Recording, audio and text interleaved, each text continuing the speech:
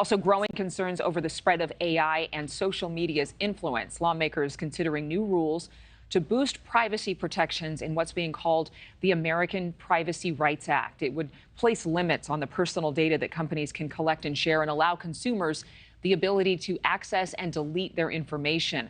So joining me right now is the co-sponsor of that bill, Republican Congresswoman Cathy McMorris Rodgers, who chairs the House Energy and Commerce Committee. Good morning to you, Congresswoman. Thank you. Good morning, Adrienne. It's good to be with you. It's great to have you here. Why do you believe this bill is urgently needed, and what would it do differently in terms of our protections? Because this has been tossed around for years now. It has been tossed around for years. Now we have the best opportunity that we've seen in decades to actually enact legislation that would protect our personal information online, our identity online against big tech companies and the collection of unlimited data.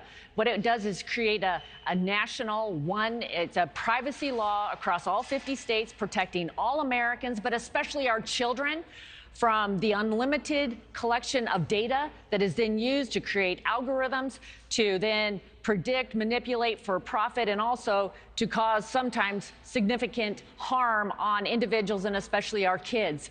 This legislation is overdue. We've needed to take action for decades, and I'm encouraged that we've hammered out bipartisan, bicameral legislation that is going to ultimately protect Americans online. You know, I think about how many more spam calls we get, how many more emails we get that are fake. I get them every single week myself. And I'm wondering, there has to be a computer behind this because it's just auto-generated to the nth degree. But small businesses would actually be exempt from this legislation, despite a recent report from your home state that says that some small business owners are concerned that this bill will hamper their ability to compete in the market using digital tools. So it's like 6 of one, half dozen of another. I mean, you've got people on one side, it's a double-edged sword, trying to protect people, and yet businesses trying to get the word out about their companies. What would you tell them?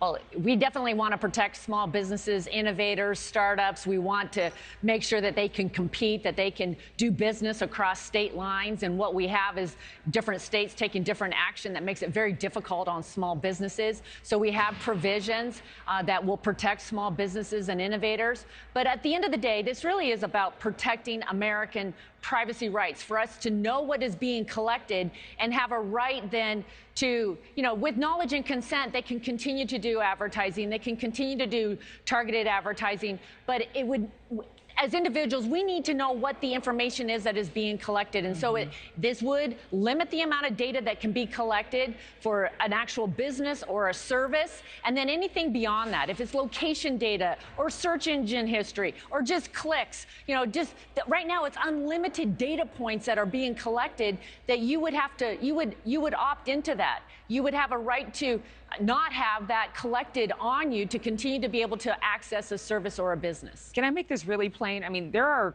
companies outside of the United States harvesting Americans' information. They're purchasing it on the cheap, and then they're using it sometimes against us to create some type of scam. But I want to ask you, what can we do? Is anything in the legislation that makes it very simple for any person, any American, any business owner to read exactly what kind of information is being used, is being sold, is being bought? Because those long disclaimers are just, nobody reads all of them. Oh, yes. Right now it's called knowledge and consent. And this completely changes it so that you as an individual would have a right to know what the profile is. I just had breakfast with a friend yesterday whose profile has been hacked and he can't get it corrected. So his own identity online is false, and yet he can't get it corrected. And unfortunately, this is repeated. So you would have a right to know what that profile is, and then any sensitive data you would have a right to be opted out of that collection. Right now, it's unlimited data points. And to your point, it is being collected. We have data brokers that then sell that to other countries around the world, to our federal government, to other governments. That is where the individual and our identity is being exploited, and we must get privacy rights in place here in the United States to protect individuals. It's a part of restoring individual rights, protecting our identity online that is just so fundamental. It really, I believe that we need a reset on the internet in a way that's going to protect us as individuals. Yeah. All right. I know a lot of Americans couldn't agree with you more. Thank you very much, Congresswoman Cathy McMorris Rodgers. We appreciate it. Thank you.